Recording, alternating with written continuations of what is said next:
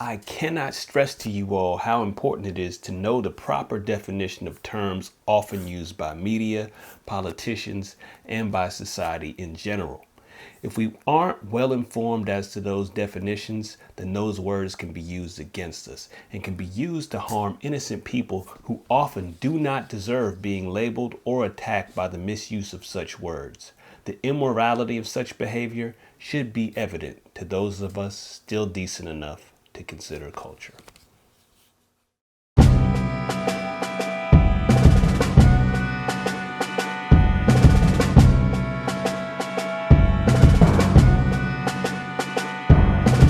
Just several days ago, I attended an April Ryan lecture.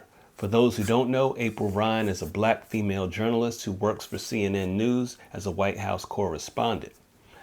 During her talk, Ryan repeatedly attacked conservatives and especially the Trump administration, saying that they had falsely accused CNN of reporting fake news.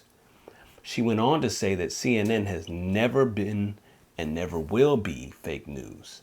Now, it's obvious why someone like Ryan would want to protect the integrity of an organization that she works for. However, she went on to explain to her mostly black audience that it was important for them to know the definition of the word racism. Her definition: racism is prejudice plus power. Now, it's funny to me that someone like Ryan could come in and basically complain for around 15 minutes about her organization, CNN, being called fake news, but then she goes on to deliver fake news, redefining racism to a packed house of full black onlookers who were hanging by her every word. No, Miss Ryan, that's not the definition of racism. That definition was created by a white liberal woman named Patricia Bedall in 1970, many years after the actual definition was written into dictionaries everywhere. The same definition that is still written in the Webster's, the Oxford, the American Heritage, Random House, Google, and all the other places where official definitions are found. So what is that official definition of racism? Basically, it's the belief that one race possesses abilities specific to that race that make them superior to another race. It also can be said to be prejudice or discrimination directed against someone of a different race on the belief that their own race is superior. So the main ingredient is superiority. Superiority is the foundation of the definition of racism. You may have noticed that there's nothing about power in that definition. Now, some of you may have recognized that I've done videos similar to this before, but bear with me. This is where I'm going to say something a little bit different. I'm going to say something that very few people have probably thought of. That is, that racism does not require people to be hateful. Racism doesn't require hate by definition. You absolutely do not have to hate someone to think that they're inferior because of their race. You can love a person of one race and still think that your race is superior to theirs. You can advocate for, assist, help, or work with a race of people who you think are inferior. So what does this all mean? It means that as a black person, your white friend, who may be your best friend, could be racist.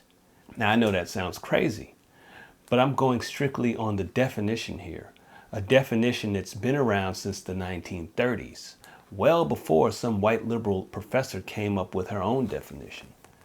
This ultimately means that well-meaning white people could possibly be racist. Many of them may not even realize that they're racist. It could be a completely subconscious thing, or it could simply be because they think racism requires hatred. But different from the way that most of us think about racism, in that it must require hate, this means that racism can be much more dangerous because it can go undetected most times, even by the racists themselves. And in many instances, it's even supported by blacks or other groups that are impacted in some way by such racism. Now the question becomes, how do we identify racism? Many of us already have, and we recognize it as the soft bigotry of low expectations. We see it in acceptance of behaviors from black males that you would not accept from white males.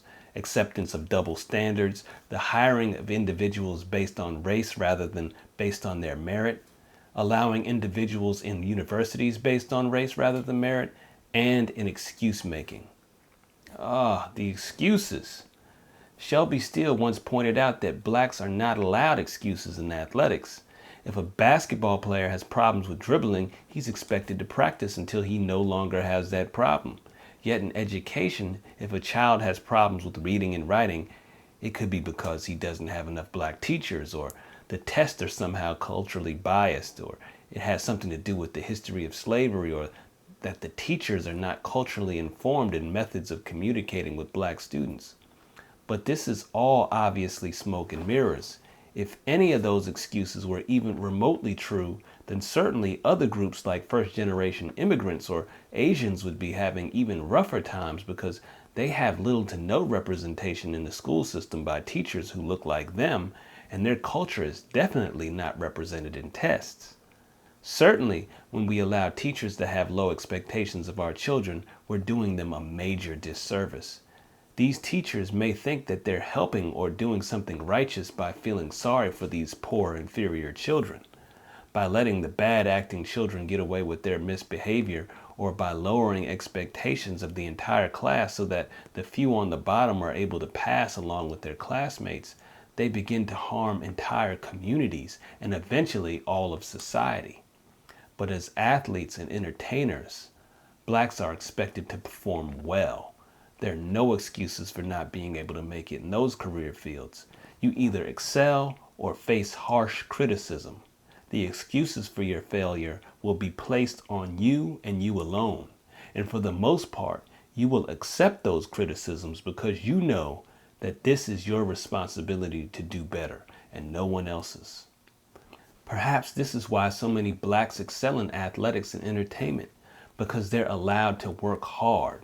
The expectations are still high, and they can hold their heads high knowing that they've done what was necessary in order to do well. They don't have the shame of white liberals patting them on the heads and telling them that it's okay to be inferior. Yeah, I know it sounds harsh, but so many blacks today have what seems to be an inferiority complex. And this inferiority complex certainly has its roots in years and years of being treated like charity cases and humans with special needs. We're treated differently to meet your quotas, differently because you want diversity. How can that be true equality or ever become equality? How could you ever think of us as equals when you're treating us like less than? Liberals, you have created a situation where you can look at us as inferiors, and that, by definition, is racism. I'm Chi Brown for Considered Culture. Please remember to like, share, subscribe, and comment. And if you like this video and wish to see others like it in the future, please consider donating at least $1 a month to my Patreon or make a one-time donation to my PayPal account. Thanks again, and I'm out. No more Yaza Baza.